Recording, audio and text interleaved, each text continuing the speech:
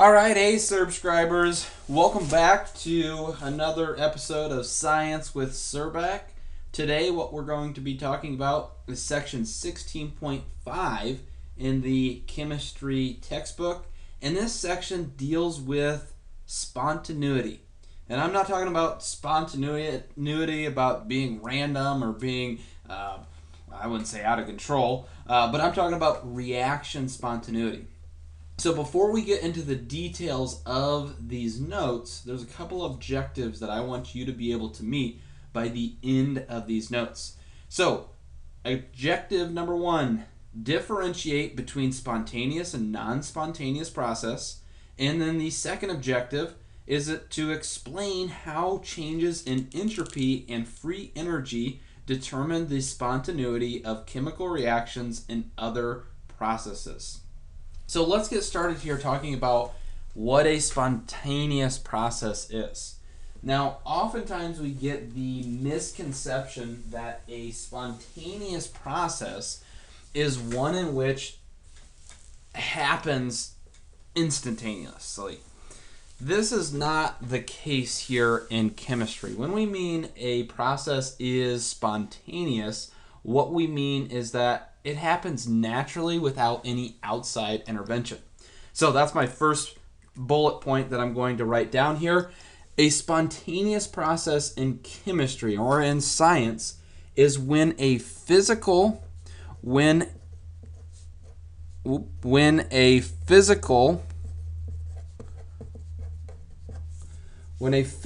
change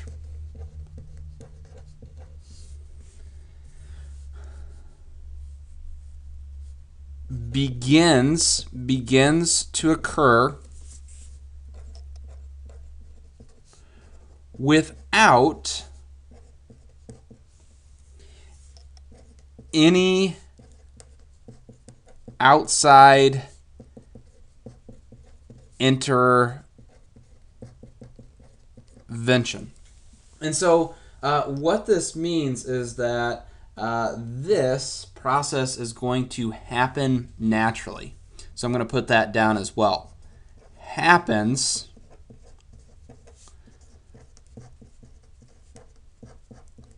naturally. All right, so with this in mind, an example of a spontaneous process is iron rusting. So in iron rusting,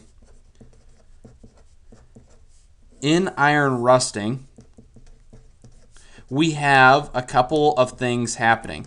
Number 1, we have solid iron combine with oxygen, O2 as a gas, and it forms iron 3 oxide. And that is also a solid. Now, one thing that we have to consider, and one thing that we always need to think about, is the heat involvement in this particular process. So our delta H, our change in enthalpy, which is at a constant pressure, is equal to our heat gain or loss. This process gives off 1,625 kilojoules of that heat. Okay, so now we get down here to this reaction spontaneity and its relation to exo and endothermic reactions. Up here I said, hey, this is negative, which means it is exothermic. So maybe we can correlate exo and endothermic reactions with what we have here.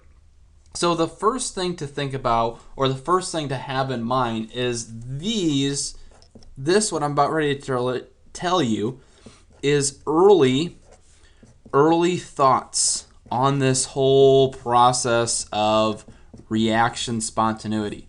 So they found out that reactions such as iron that turned into rust or produced rust happened naturally, and it had a negative delta H, or a exothermic reaction. They also found that methane, and I've done this in class before, I've taken methane gas bubbles.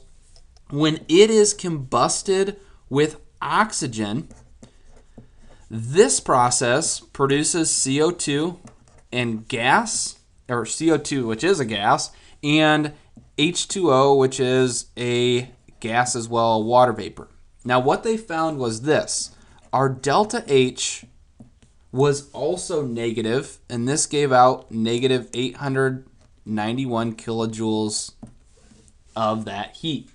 Now, early on, again, this is early on, they thought, hey, if a process like this produces or gives off heat, then maybe something that gives off heat is spontaneous. And then they also, this is why they were thinking early on, they also thought about this. They thought, okay, ice melting, which, again, H2O as a solid, that is ice. Ice melting to a liquid, when they set it out at room temperature, they also got a negative delta H, and that negative delta H was, messed up there. That also got a positive delta H. Now, what they thought because of this, and they had several other examples, they thought, hey, something that requires heat, something that has a positive positive delta H and required heat was going to be non-spontaneous. And maybe I'll put that here in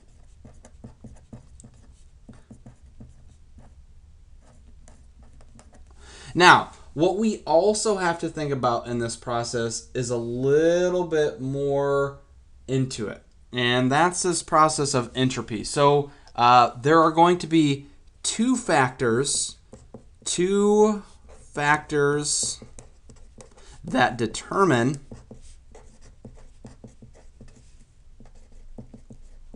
if a process is spontaneous. So the whole point about this is, hey, we can't just look at delta H. We got to look at something else. One is going to be the enthalpy, which is delta H. And then two, what we also have to consider is this term called entropy. And this is a new term, but it is coined as delta S. S stands for entropy in this case. And we have to think about this. So we can't necessarily relate exo and endothermic to spontaneity. So keep that in mind. Yes, there are some examples. Early on, they thought exothermic was spontaneous, endothermic was non-spontaneous, but we can't think exactly like that. We have to think about entropy. So entropy, what entropy is, by the true definition, it is defined as the measure of the possible ways that the energy of a system can be disturbed, and this is relating to the freedom of the system's particles to move and the number of ways they can be arranged. So let me go ahead and write this definition of entropy down. So here is that written definition. I had a little blunder here, but this is very, very wordy. So I like to put things in simple measure here. Entropy is the measure of randomness, or if you wanna put it in even more layman's terms here, it's a measure of randomness or disorder. So what we can do here is this. We can also associate a certain symbol with entropy, and that symbol is S. Now, change in entropy, I'm going to add this here, change in entropy is just simply delta S. That delta stands for change, and then that S stands for entropy. So what we have to do, we have to factor two things. We have to factor both the exchange of heat, which is enthalpy, and entropy into our particular system. And this right here leads us to the second law of thermodynamics. So the second law of thermodynamics states that a spontaneous process always proceeds in such a way that the entropy of the universe increases. All right, so there is that written definition there of the second law of thermodynamics. Now, this is simply called the law of disorder. Now, with the law of disorder, we have a couple of things to consider. One, what this means is that for something to happen naturally, a process needs to be spontaneous, and thus the entropy, the chaos of the world, the more randomness, needs to increase. So how we can do this is by using a certain formula.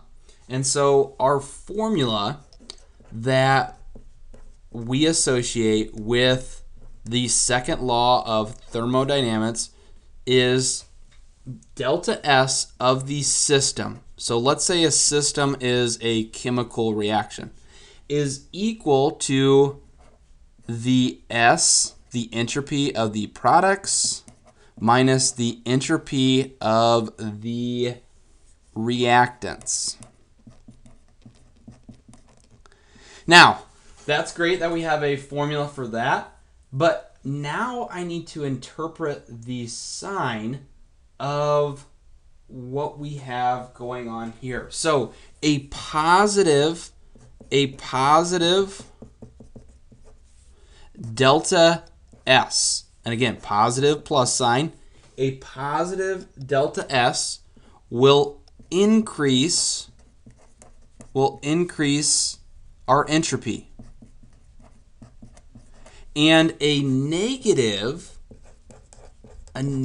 sign, delta S minus, will decrease entropy. So, interpreting both and going through both of these things, if we have a positive delta S, that means there's more randomness in our products than there is in the reactants. For a negative delta S, just the opposite is true. There is more randomness in the reactants than the particular products. So if we go through and we write in a couple examples, we get this, and it will make sense here as we go through it. And I'm going to just do this. I'm going to do melting. I'm going to do the melting of water, or I'll say melt ice. That's a better term here. So ice, H2O, as a solid, is going to be heated up, and our H2O liquid comes out. Now, there is more randomness in this process here. So what happens when we melt ice? Our delta S is positive. Now, if we try to go to the reverse process and we freeze water, we're going to try to go from H2O, which is a liquid, to H2O, which is a solid. We call that ice. And our delta S in this case, is going to be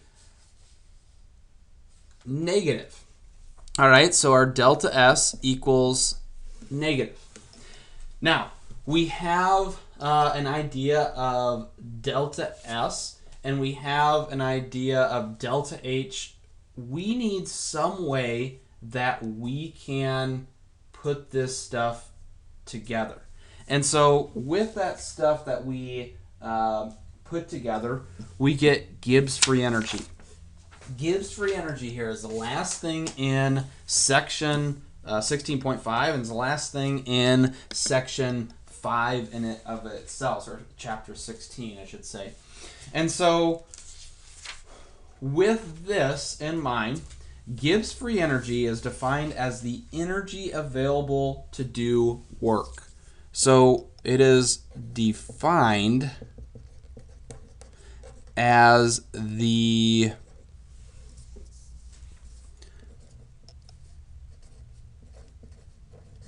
energy available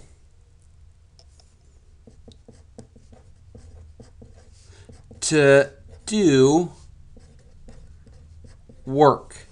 Now, that is fine and dandy, but I need a formula here. I need some way that I can be able to do some calculations with this. So our formula here is delta G, which is a new term.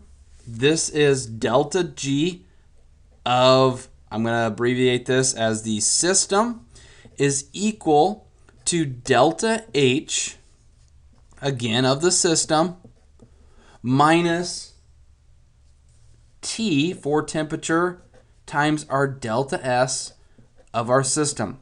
So what Gibbs did, he was actually a scientist, he said, hey, somehow I have to relate enthalpy and entropy to determine if something is spontaneous. So our G here, I'll say delta G, is Gibbs free energy.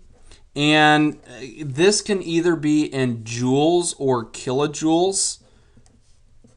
It depends how we go through this. Our T is in temp, and this has to be in Kelvin. Our delta S here, our delta S is our change in spontaneity or spontaneous. I'm sorry, this should be entropy change in entropy. Jumped ahead a little bit. Delta S is change in entropy. And then we get to delta H, which we've seen before. This is enthalpy or heat. Now, what this means before we go on, if delta G, if it is negative, that process is I'm running out of words here, or running out of room, but that process is spontaneous. If we have a delta G that is positive, this process is spontaneous.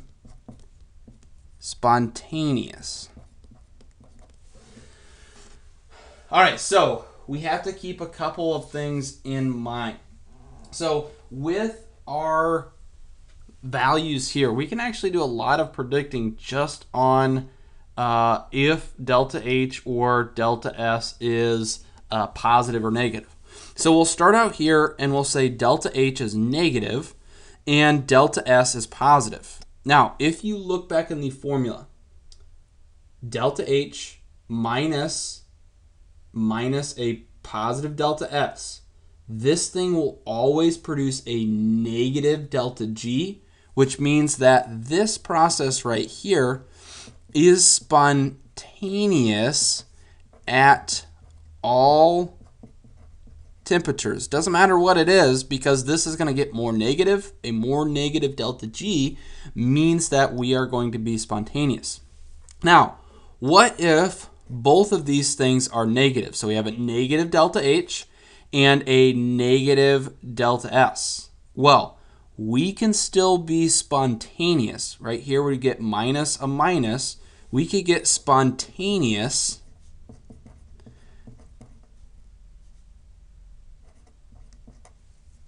at very low temps. And again, it all comes back to this particular formula.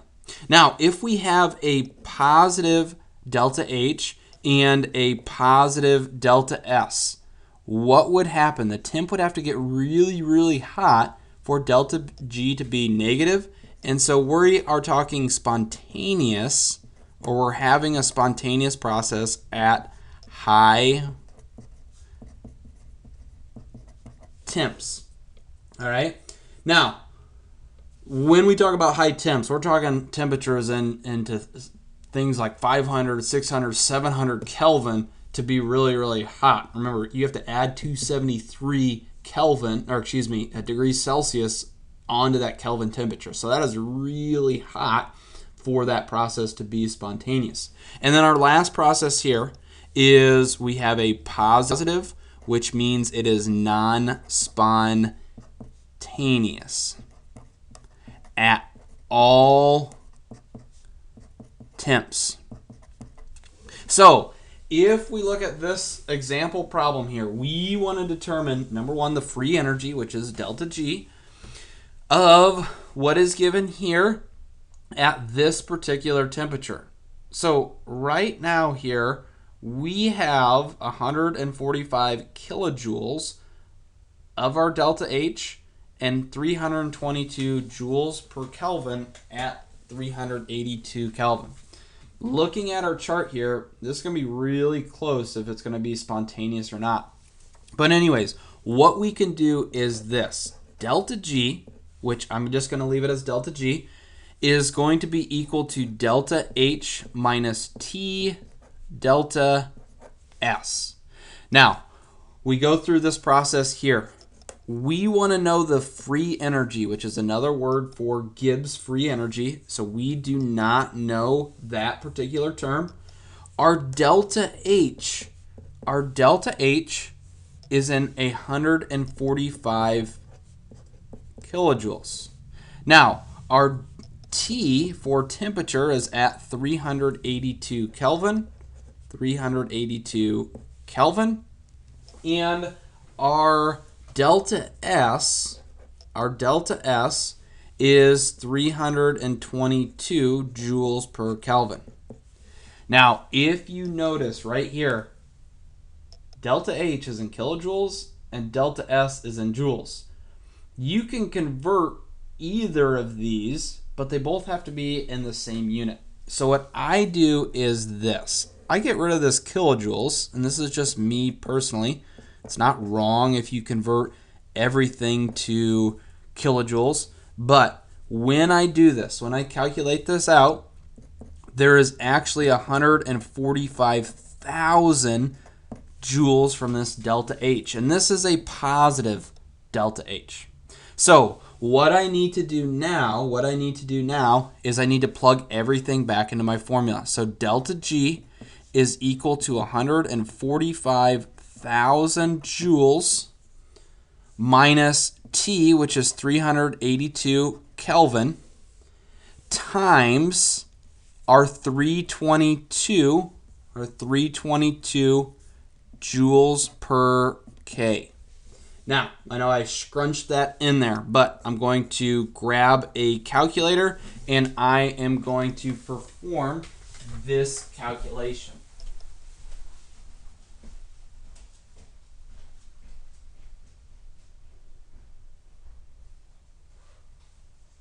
So, grab my calculator here, and so what I'm going to do is I am going to take 145,000 minus, and I'm going to put this all in parentheses. I'm going to take 382 times, this is 322. So in my calculator, I'll scroll over.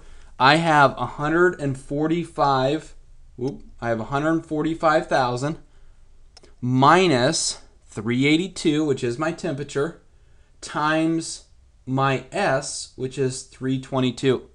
And I'm going to press enter.